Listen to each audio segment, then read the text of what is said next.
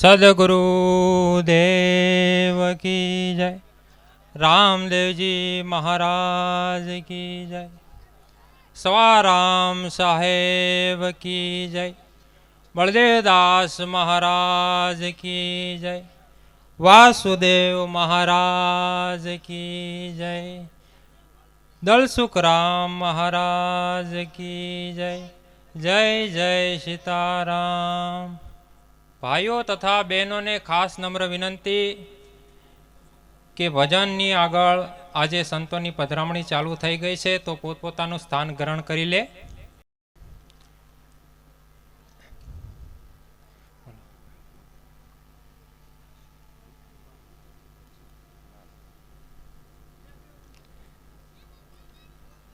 પધારો બાબા.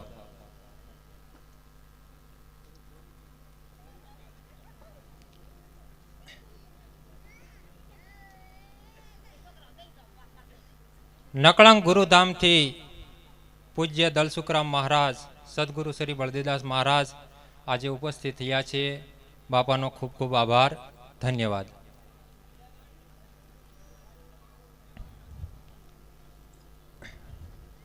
વધારો.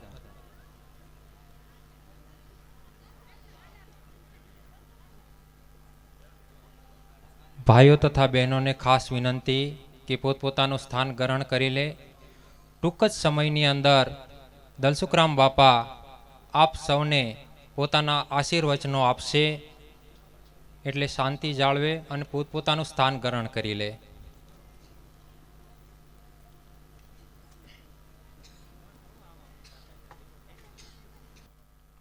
કળશમાં કળા બિરાજે, કળશમાં કળા બિરાજે, નેજામાં નૂર, દેવળમાં ધણી પોતે બિરાજે, દેવળમાં ધણી પોતે બિરાજે. બાપ એ તો આપણા નકલંક હાજરા હાજર, એ તો નકલંક હાજરા હાજર, એ તો નકલંક હાજરા હાજર. પવન તનય સંકટ હરણ, પવન તનય સંકટ હરણ, મંગલ મૂર્તિ રૂપ, રામ લખન સીતા સહિત હૃદય બસો સુરભોપ, હૃદય બસો સુરભોપ, હૃદય બસો સુરભોપ. આજે ચોસલાના અમારા સવારામ બાપાના, રામદેવજી મહારાજના પીપળી ધામના પરંપરાના ભક્ત પરિવાર, અને એમાંય મને કહેતા ગૌરવ થશે કે મારા દેવી પૂજક સમાજમાંથી કલ્યાણ ભગત અને એમના ધર્મપત્ની અને એમનો આખો વડલો જ્યારે પીપળી ધામની છાયામાં નકલંગ ધામના માધ્યમ દ્વારા સૌ કોઈ સનાતન ધર્મ કિલોલ કરે છે. આપ સૌ અભિનંદનને પાત્ર છો, આપ સૌ અભિનંદનને પાત્ર છો. વખાણ કરવા માટે સાધુડા ન હોય, ખોટા વખાણ કરતા અમને આવડે નહીં, પણ સત્ય બોલવું એ અમારો સ્વભાવ હોય. બાપ પારસમણી અને લોખંડ એનો એક એવો મહિમા છે, જ્યારે પારસમણીને લોખંડ અડે એટલે સોનું બની જાય છે, એ આપોઆપ પરિવર્તન થઈ જાય છે. પણ મહાપુરુષોએ સવારામ બાપા અહીંયાથી એમ કીધું કે કદાચ પારસમણી હોય અને એને લોઢું અડે તો સોનું થાય, પણ અમારા બાવલિયા બને ને તો એ આપ સમાન સમાધિવાળા બનાવી દે, ત્યાં સુધીની તાકાત ધરાવે છે. એ સમાધિવાળા બનાવી દે. આજે જ મેં પૂજ્ય કલ્યાણ બાપાની સમાધિ, એમને વંદન કર્યા, દર્શન કર્યા. અત્યારે મને કહેવું ગમશે કે વૈશાખ મહિનાની અંદર પાંચમના દિવસે 31 વર્ષ પહેલા 93ની સાલની અંદર પૂજ્ય ગુરુ મહારાજ બળદેવદાસજી બાપુના શ્રી સાનિધ્યમાં, પૂજ્ય વાસુદેવ બાપુના શ્રી સાનિધ્યમાં અને મારી હાજરી સાથે આજે એક મનસુખભાઈ અમારે કુકડાવાળા સાથે છે, પીપળી ધામના ભક્ત પરિવાર, એ પણ હતા. અને કલ્યાણ ભગતની સમાધિ આપવા માટે અમે આવેલા. અને એ અમારો સવારામ બાપાનો સંબંધ એના વિશ્વાસે અને પ્રેમે જ્યારે રાજને મને ફોન કર્યો કે ગુરુ મહારાજના આદેશથી એક આવું અમારું કાર્ય છે તો બાપા અમને આમંત્રિત કરવા છે, ત્યારે આજે મારે રાધનપુર સવારમાં પહોંચવાનું હતું. કાર્યક્રમ થોડા પેક હતા, પણ એમ છતાંય જ્યારે અમને અમારા પોકારે અને અડધી રાતે ન આવી તો અમને મજા ન આવે, એટલે કીધું કે બેટા જા હું આવીશ, ભલે મારે ટાઈમ ઓછો હશે પણ હું આવીશ ને આવીશ. તો એ મારા કલ્યાણદાસજી બાપા કહી શકાય. અને કલ્યાણ ભગતના એના ભજનને યાદ કરી, સવારામ બાપા અને કાનદાસ બાપાના સાથેના એના ભજનિયાને યાદ કરી અને ભજનિયા અમને તમને ખેંચી લાવ્યા છે. અને આપ રૂડા એટલા માટે લાગો છો કે ભજનિયાના તાતણે તમે જોડાઈ ગયા છો. તમે ગમે તે કરો, તમારા છોકરાને આ જે ભજનનો તાતડો છે એનાથી નોખા ન પડે એનું ધ્યાન રાખજો, બીજું કાંઈ કરવાની જરૂર નહીં પડે. એવી સુંદર મજાની. અને એમાંય મને અત્યારે એ કહેવું ગમે કે બાપ કલ્યાણ ભગત સંસારી હતા, 9 દીકરી 10 દીકરીને એક દીકરો, 10 દીકરી અને એક દીકરા, એમનું એ પરિવાર ઘટાટોપ મોટું વૃક્ષ કહી શકાય. પણ જ્યારે કલ્યાણ ભગત અને એમના પત્ની ભજન ગાવાનું ચાલુ કરે, એટલે દીકરી હોય તો ભલે, જમાઈ હોય તો ભલે, દીકરો હોય તો ભલે, બધા એકમેક થઈને ભજન સાંભળે ને, એનું આ પરિણામ છે કે આજે અમારે અહીં સુધી ધક્કો ખાવો પડ્યો છે. એ ભજન ખેંચી લાવ્યું છે. અને એમાંય મને એ કહેવા દો કે સૌ કોઈ કદાચ ગ્રસ્તાશ્રમ ધર્મની અંદર, આમ તો કબીર સાહેબે એમ કીધું છે કે એક નારી શ્રેષ્ઠ છે, પણ એમાંય 2 પત્ની વાળા, સાચું ને? અમારા કલ્યાણ ભગત 2 પત્ની સાથે રાખે, બંનેને સામાન રાખે, બંનેને સાથે લઈને આવે, બંનેને સાથે લઈને ત્યાં રોકાય, બંનેને રાજી રાખે અને કલ્યાણ ભગત ભજન ગાય. અને એમાંય મને એ ખાસ કહેવા દો કે એક પત્ની જે હતા એ સિર્ફ ભજન ગાવા માટે જ લાવેલા અને ભજન કરવા માટે જ પત્ની લાવ્યા હોય, અને એમના પત્નીએ રજા આપી કે જાઓ ભગત તમારે ભજન કરવા છે ને, તો આર્યાઈ બેન ભજન કરે છે, એ પત્ની તરીકે પણ તમે એને સ્વીકારી લો અને તમે 2 ભજન કરજો ને હું ભજન સાંભળીશ. એવો ડાયરોનો કોઈ પ્રમાણ ઇતિહાસમાં હોય ને તો એ અમારું આ દેવી પૂજક સમાજનું આ ચોસલા કલ્યાણ ભગતનો ઇતિહાસ છે. એ સાધુડા તરીકે મને પીપળી ધામના સાધુડા તરીકે કહેતા ગૌરવ થશે. એવા ઇતિહાસની પરંપરાના રણછોડ ભગત, એમનું પણ એ ભગત એટલે ભગત જ જીવન. જ્યારે પતિ પત્ની ભજન ગાવા બેસે એટલે આટલે સુધી લાજ કાઢેલી હોય, બેનના હાથમાં મંજીરું હોય, બાના હાથમાં, બાપાના હાથમાં રામસાગર હોય, અને એક તું તારે ભજન કરે. પીપળી ધામની અંદર આજથી 40-45 વર્ષ પહેલા એ મેદાનની અંદર રાત્રે 9-10 વાગ્યા પછી એક ગાડલું નાખ્યું હોય, એના પર એ ઘંટ પાસે બેસી જાય અને શાંતથી આરાધના કરે. અને અમે નાના 10-15 વર્ષના હતા ત્યારે શાંત ચિત્તે 2 માળના ભજન ગાય, એમ કરીને પણ અમને સાંભળવું ગમતું ને અમે સામે બેહતા ને ભજન સાંભળતા. એ પરંપરામાં અમે આજે અહીંયા આવ્યા છીએ. ભજનનો ઇતિહાસ આ છે. કેમ કે સવો બાપુ ને બળદેવદાસ બાપા મળી ગયા હતા, વાસુદેવ બાપુ ને અમે મળી ગયા છીએ. બાપ કેટલું લૂંટવું એ તમારા હાથમાં છે. બાવલિયા લૂંટાવા માટે જ બેઠા હોય, તમારે કેટલા અમને લૂંટવા નહીં તમારા હાથમાં છે. શું કામ? કે આ જે લૂંટવાનું છે એ કોઈ પૈસો નથી, આ લૂંટવાનું છે એ કોઈ સંપત્તિ નથી, આ લૂંટવાનું છે એ કોઈ મોહમાયા નથી, આ લૂંટવાનું છે એ કોઈ ભોગ વિલાસ નથી. આ તો બ્રહ્મ વિલાસમાં ભય નથી જમનો, જ્ઞાન ગંગામાં નિષદિન રહેવો, 8 પોર જેની રહે ખુમારી, અલમસ્ત ફકીરીનો ઈ મેવો. ઈ આ સવારામ બાપાના ભજનની વાત છે કે તમે 24 કલાક આનંદમાં રહી શકો. આનો અર્થ શું થાય? તમે એમ કહો કે સવારામ બાપાની 100 વર્ષ પહેલાની વાણી બોલી જાઓ તો અમને શું સમજાય? પણ આ મને તમને સમજાય ને, આજે મને તમને કામ લાગે, આજે મને તમને ઉપયોગી થાય ને, એ ભજનની કડી છે. આ મારો એનો અર્થ એ કરવો છે. શું કે જ્યારે તમે મનમુખી છો ત્યારે તમારું ચિત્ત મન ક્યારે ભજનમાં નથી રંગાયું, ગુરુ મંત્રમાં નથી રંગાયું ત્યાં સુધી તમે મનમુખી છો, અને મનમુખી છો ત્યાં સુધી સનાતન ધર્મમાં, ગ્રસ્તાશ્રમ ધર્મમાં હું મને તમને ભોગી ગણવામાં આવે છે. એ ભોગ વિલાસ છે. ખાવાનો હોય, પાણીનો હોય, જોવાનો હોય, વિચારવાનો હોય, માણવાનો હોય, બાપુ થવાનો હોય, મોટા થવાનો હોય, ભોગ બધી પ્રકારના હોઈ શકે.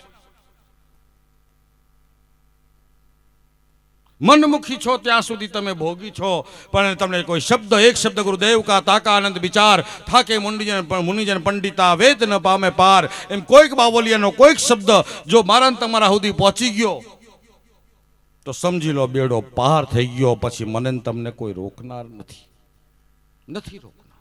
પણ ઈ જો રોકનાર નથી, એવી ગતિમાં ન પહોંચ્યા તો ઈ ભોગ વિલાસ છે, અને કોક શબ્દ લાગી ગયો તો ઈ બ્રહ્મ વિલાસ છે.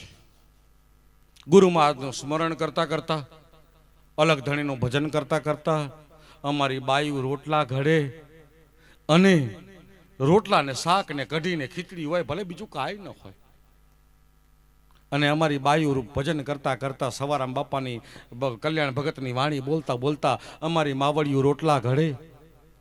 રોટલા ઘડી અને ભાઈ ખેતરમાં કામ કરતો કરતો પરસેવા લૂતો આવી અને અહીંયા બેહવે. ત્યારે લાઇટ ન હોય, એ હવા નાખતા ભાઈ ગરમ ગરમ રોટલો ભગવાનને, માતાજીને, ગુરુ મહારાજને ભોગ ધરાવી અને એને પ્રસાદ કરી અને એને ઘરવાળાને આવીને જ્યારે પંપોરીને ખવડાવે, એટલે એની અંદર એ જ રોટલો હવાયો થઈને એવો ઉગે કે એ ખેતરમાં કામ કરે ને તો ખેતરમાં મોલ પણ હવાયો ઉગે અને ઘરમાં રીધી સીધી આવે.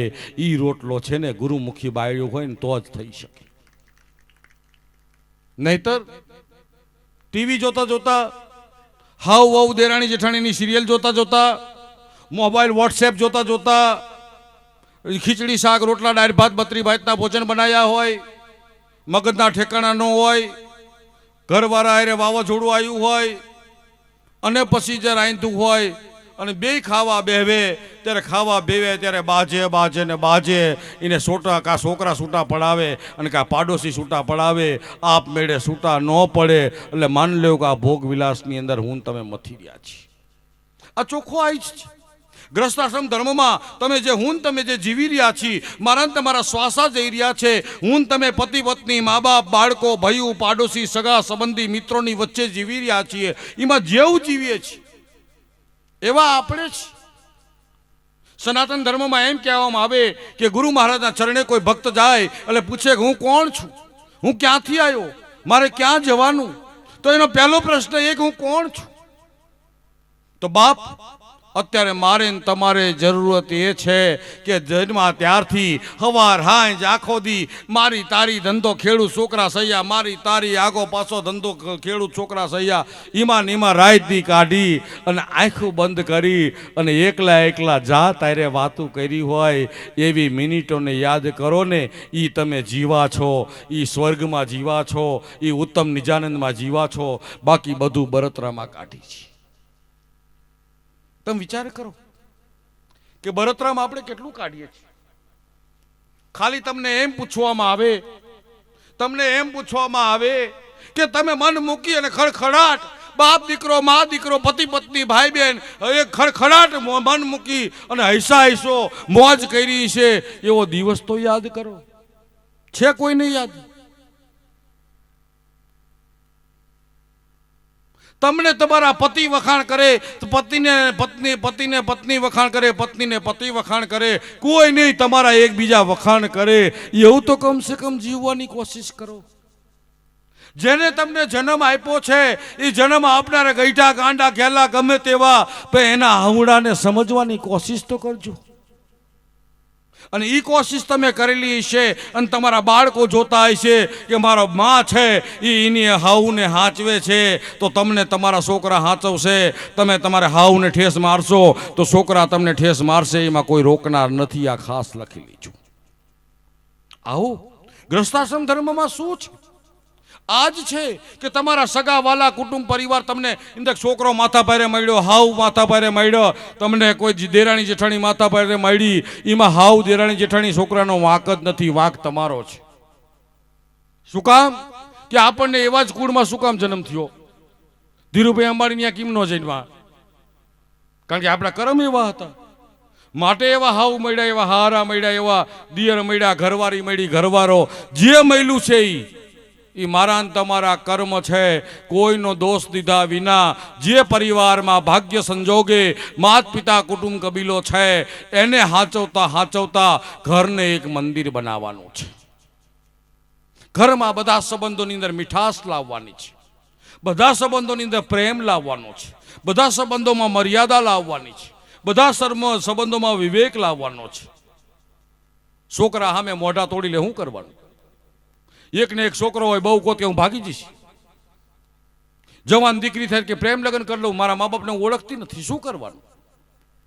બાપ તમે તમારા સામે નજર રાખીને જોવો છો.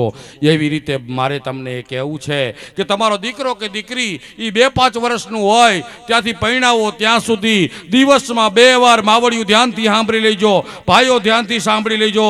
બાપ તરીકે, ભાઈ તરીકે, તમે જે કંઈ પતિ તરીકે હોય, તમારા ઘરમાં દીકરા દીકરી હોય ને અને તમારા પત્ની હોય ને, એ ત્રણેયને સવાર બપોર સાંજ આંખમાં આંખ મિલાવી અને એ હરખમાં હે કે ટેન્શનમાં છે ખાલી જોવાની કોશિશ કરજો. ઘરમાં શું વાતાવરણ છે કોઈને પૂછવું નહીં પડે, આપોઆપ એના રસ્તા મળશે.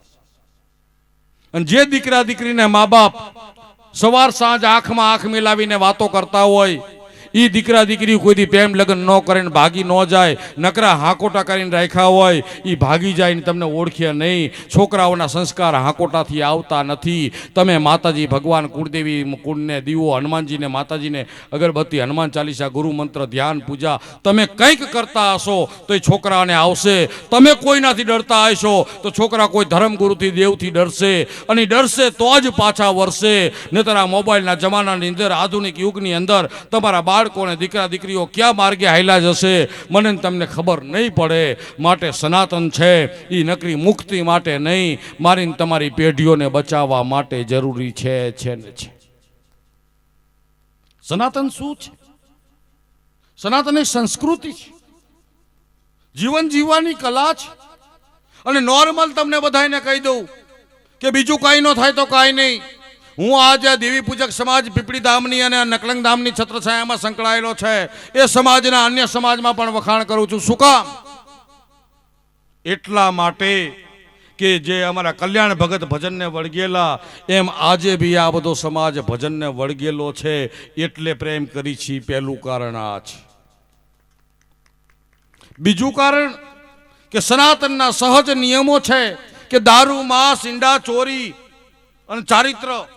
દારૂ, માંસ, ઈંડા, ચોરી ને ચારિત્ર, આ 5 વસ્તુમાં સાબિત રહી અને જે સનાતનમાં આવે એ અમારો બાલુડાઓ અને અમારા દેવી પૂજક સમાજ, પટેલ સમાજ પણ બેઠો છે. મારે કહેવું છે, આપ તો જાણો છો, હું સાતી ઠોકીને કહી શકું કે આપણા હગાવાલા દીકરા દીકરીના સંબંધ કરે ને તો ન ખાતા હોય, ન પીતા હોય ને એવાની આ સંબંધ કરે, બાકી સંબંધ ન કરે. એવો આ અમારો દેવી પૂજક સમાજ છે ને, એ અમારા હૃદયમાં બેઠો છે.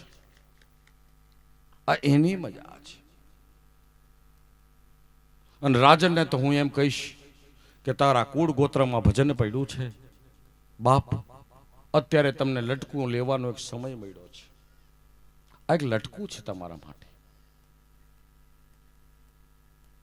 આ ક્ષણો છે, તમે જે માણવાના છો, જે અંદર અહેસાસ કરવાના છો કે મારા બાપ દાદાના ભાવ હતો એને હું મજબૂત કરી શક્યો, મારા ભજનને, મારા બાપ દાદાના ભજનને મજબૂત કરી શક્યો, મારી ગુરુ ગાદીને હું રાજી કરી શક્યો, હું ભજનિયા કરાવી શક્યો. એનો જે સંતોષ છે એ આજ રાત્રે તમે માણી લેજો. કેવી રીતે હું સમજાવું એ મને તમને લાગુ પડશે, તમારે માણવાનું છે બધાય. આજ રાતનો સત્સંગ ભજન, મને એક વાત યાદ આવે કે એક રાજા હતા, ધીરુભાઈ, એક રાજા હતા. સવારના પહોરમાં રાજમહેલને ઝરૂખે એ પોતે દાંતણ લઈ અને બહાર નીકળ્યા તો સામે વાડવાવાળા પતિ પત્ની વારતા હતા, સાફસૂફ કરતા હતા. એ પતિ પત્નીની સામે નજર પડી.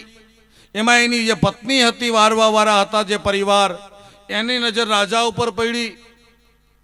અને એમને વિચાર આવ્યો કે આ તો રાજા વાજાને વાંદરા, એવી એક કહેવત છે. રાજા જો ખુશ થાય તો આપણી ઉપર નવાજે, પણ અત્યારે મારા સુકન થયા છે. રાજાના જીવન આજના દિવસમાં જો કંઈક વિઘન આવે અને એમ થાય કે આ બાઈના સુકન થયા માટે વિઘન આવ્યું તો મારું આઈ બને, એવું બાઈના મગજમાં વિચાર આવ્યો. એટલે બાઈ આવી ટેન્શનમાં, ઘરવાળાને કે આપણે વારવું નથી, હાલો ઘરે. તો કે કા? આ તો કે રાજા કહેવાય, ખુશ થાય તો બરોબર, કંઈક સારું એનું બને તો આપણને સજા આપે. મારું આજે એમને સુકન થયું છે સવારના પોરમાં. તો એના ઘરવાળા કે ગાંડી એવું કઈ ન હોય. તો કે ના, એ પતિ પત્ની ઘરે ગયા, રૂમને બાયણાને હાકર વાઈ દીધી, રૂમને કરીને અંદર હાકર વાઈ દીધી, ડામચી આગળ જઈને બે બેહી ગયા અને ઓલી બાઈ ધ્રુજે.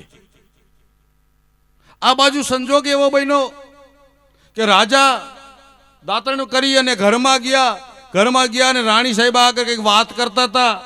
એમાં રાણી સાહેબ આગળ વાતમાં કંઈક ડખો થયો અને રાણીને અને રાજાને થોડીક માથાકૂટ થઈ. આપણે બે માણસ થાય ને એવી રીતે. હવે માથાકૂટ થઈ એટલે રાણી એક શબ્દ બોલી ગયા કે આજ ખબર નહીં હવારમાં કુના સુકન થયા કે મારે તમારી હારે આજ બોલવું પડ્યું, ગરમ થવું પડ્યું, એવું રાણી બોલ્યા. તો રાજાને વિચાર આવ્યો કે મને આજ ઓલા વારવાવારી બાઈના સકન થયા હતા. રાજાને એવો વિચાર આવ્યો. અને રાજાને એવું થયું કે આ વારવાવારી બાઈ અપસુકનિયાળ છે, એ અપસુકનિયાળ બાઈ છે ને એ જો આ રહેશે તો જેને જેને સુકન આપશે બધાને નુકસાન થશે, માટે આને જેલમાં પૂરી દો, એવો એને વિચાર આવ્યો. એટલે સિપાહીને કીધું કે જાઓ ઓલા વારવાવાળા બાઈ બે માણસ લઈ આવો. ઓલા તો રૂમમાં ધ્રુજે, બાયણું ખોલાયું, સિપાહીઓ આ રાજાનો હુકમ પાલન કરવું પડે, બેયને ઉપાડીને રાજાની સામે લાવ્યા. રાજાને કે હુકમ કરો, આને શું સજા કરું? અને ત્યારે રાણી વિચાર કરે કે આ શું છે. એટલે રાણીએ કીધું શું છે? ત્યારે રાજાએ રાણીને કીધું કે આ જે વાડવાવાળી બાઈ અપસુકનિયાળ છે, આજે સવારે મારે એના સુકન થયા હતા, માટે મારે તમારી હારે માથાકૂટ થઈ, માટે એ કોઈને સુકન ન આપે, બીજા કોઈને જીવનમાં ડિસ્ટર્બ ન આવે, એટલે એને જેલમાં પૂરી દઈ છે. તો એનો જવાબ, રાણી ગુરુમુખી હતા, એને સદગુરુનો પંજો હતો, એને વિચાર કર્યો કે આ વારવાવાળી બાઈ નિર્દોષ છે અને અમથીમથી હમણાં હેરાન થઈ જશે. એટલે રાણીએ રાજાને કીધું કે નામદાર એક વાત કરું. તો કે શું?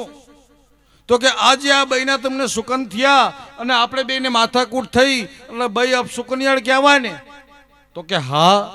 તો કે રાજા સાહેબ એક બીજી વાત કરું. તો કે શું? તો કે આજે સવારે બાઈને તમારા સુકન થયા, સવારે તમારું મોઢું તેમને જોયું ને બાઈએ? તો કે હા. તો કે બાઈને તમારા સુકન થયા ને? તો કે હા થયા ને. તો કે બાઈના સુકન તમને થયા ને આપણે બેને માથાકૂટ થયા અને બાઈને સુકન તમારા થયા ને જેલમાં જવું પડે, તો અપસુકનિયાળ કોણ? આ ગુરુમુખી વિચારે. પછી કીધું તો કે અપસુકનિયાળ હું ક્યાં આવું? તો કે હવે શું કરાય? તો રાણીએ કીધું કે આને ખુશ કર દો.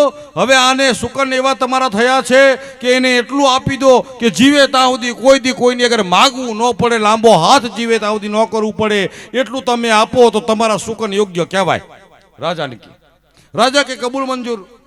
પછી બે માણસને બોલાયા અને રાજાએ રાણીએ હોના, ચાંદી, હીરા, માણેક, ઘરેણા, કપડા, લત્તા જે પહેર્યું હતું એ બધુંય એ પહેર્યું ઉતારી અને એ બે માણસને આપી દીધું અને બે ખોબા સોનામોર આપી દીધી. જાઓ તમે જીવો ત્યાં સુધી તમારે કોઈની અગર માગવું ન પડે, મારા સુકન થઈ ગયા ને તમને ન્યાલ કરી દઉં. આ લઈને ઘરે ગયા તો આ ઓલી બાઈ ધ્રુજન રોવે. સાફ કરવા વાળાની પત્ની કે ભાઈ આ તો રાજા કહેવાય, આજ આપ્યું કાલ લઈ લે. આમનું કઈ નક્કી નહીં. જેમ સજા આપવાના હતા ના પાડી દીધી એના જેવું, આજ આપ્યું કાલ લઈ લે. આના શું ભરોસા? એ બેયને શાંતિ ન થાય. બેયને શાંતિ ન થઈ અને જ્યારે અશાંતિ આવે ને શાંતિ ન મળે મગજમાં કે જીવનમાં, ત્યારે એનો એક જ રસ્તો છે, બાવલિયાના ચરણે પહોંચી જાઓ, ગુરુના ચરણે પહોંચી જાઓ. દુનિયાની કોઈ તાકાત તમને ગુરુ સિવાય શાંતિ નહીં આપી શકે. ત્રાંબાના પત્રે લખવું હોય તો લખી લેજો. પછી ત્યાં પહોંચી ગયા.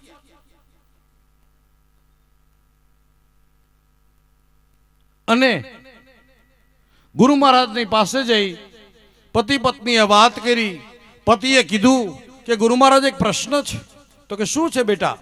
તો કે બાપુ અમે આ રીતે ગયેલા, આમ સુકન થયેલા, આમ બહેનું બધી ઘટનાની વાત કરી. તો કે છેલ્લે પ્રશ્ન શું છે? તો કે છેલ્લે પ્રશ્ન એવું છે કે રાજાએ હોના માણેક, હીરા માણેક, મોતી, ઘરેણા, સારા કપડાં બધું આપ્યું અને કે મારા સુકન થયા, તમે જીવો ત્યાં સુધી કોઈને કે માગવું નહીં પડે. પણ મારી પત્નીને એમ છે કે આ તો રાજા કહેવાય, આજ આપ્યું ને કાલે આપી દે, લઈ લે, આના ભરોહા હું. તો ગુરુએ કીધું કે વાત બેટા એમની ખોટી નથી, વાત સાચી છે. તો કે ગુરુ મહારાજ આનો રસ્તો શું? તો કે રસ્તો એક છે. તો કે શું?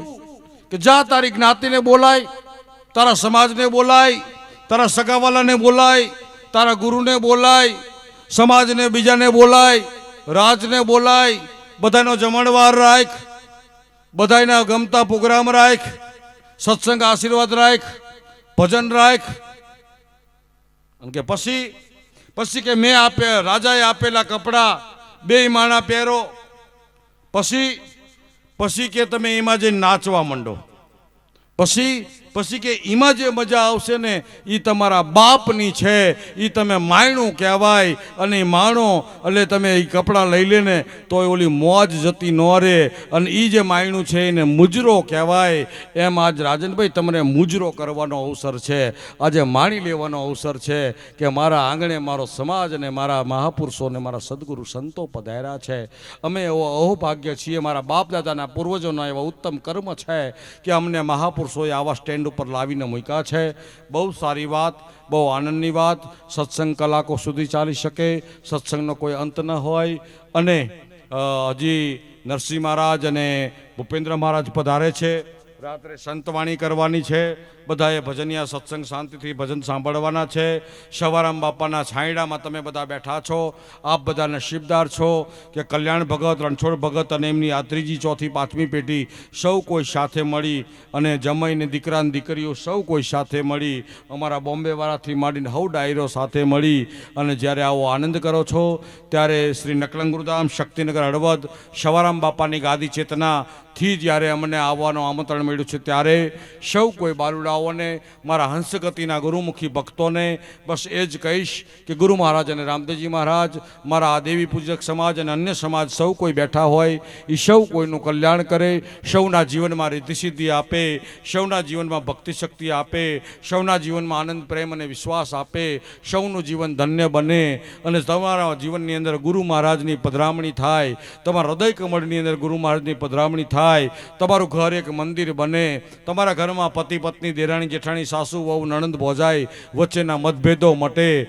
ઘરમાં દીકરા દીકરીઓ ગેરમાર્ગે ન જાય, સંસ્કાર, એકતા અને પ્રેમ રીએ અને તમારું ઘર મંદિર બનતા બનતા આનંદથી તમે જીવી શકો એવા ગુરુ મહારાજ રામદેવપીર બાપાના ચરણે પ્રાર્થના સાથે આપ સૌ ગુરુમુખી બની મહાપુરુષના શ્રી સાનિધ્યમાં આનંદ કરશો. વિશેષમાં પીપળીધામ આપ આપતા જ હોય, આવેલા હોય તો ભલે અને ન આવ્યા હોય તો ભલે, શ્રી નકલંગુરધામ પધારવા માટે આપ સૌ ભેખ ભગવાન, સાધુ સંતા જે કોઈ ઉપસ્થિત હોય સૌ કોઈને મારું ભાવભીનું નિમંત્રણ છે. અને દર સુદ બીજના ત્યાં ભજન સત્સંગનો કાર્યક્રમ હોય છે, તો સુદ બીજના પધારશો તો ભજન સત્સંગનો લાભ મળશે. આડે ટાઈમે આવવું હોય તો ગમે ત્યારે આવી શકો છો. ત્યાં ગૌશાળા, અશ્વશાળા, ધર્મશાળા, ભોજનશાળા ત્યાં આપનું જ સ્થાન છે. અને સવારામ બાપાની પરંપરાની ગુરુ ગાદી છે. ત્યાં દરેક જ્ઞાતિ ધર્મના ભેદભાવ વિના સત્સંગ, ઉપદેશ, ગંઠી, મંત્ર અને જ્ઞાન આપવામાં આવે છે. અને એ ગ્રસ્તાશ્રમ ધર્મનો જ્ઞાન આપી અને ભવસાગર પાર ઉતરવા માટે સવારામ બાપાની સનાતન ધર્મની ઉપાસનામાં દોરવામાં આવે છે. એવી નકલંગુરધામ ગાદીથી જ્યારે અમે આવ્યા છીએ ત્યારે આપ સૌનું કલ્યાણ થાય એ ભાવ સાથે વાણીને વિરામ આપું. રામદેવપીર બાપાને પ્રાર્થના કરું કે સૌનું કલ્યાણ કરે. જય સિયારામ. રામદેવજી મહારાજ કી મજા ન આવી. રામદેવજી મહારાજ કી, સદગુરુદેવ કી, સવારામ બાપા કી, બળદેવદાસ મહારાજ કી, વાસુદેવ મહારાજ કી, નકલંગુરધામ કી. નમઃ પાર્વતી પતે. Har Har. Thank you, thank you, thank you.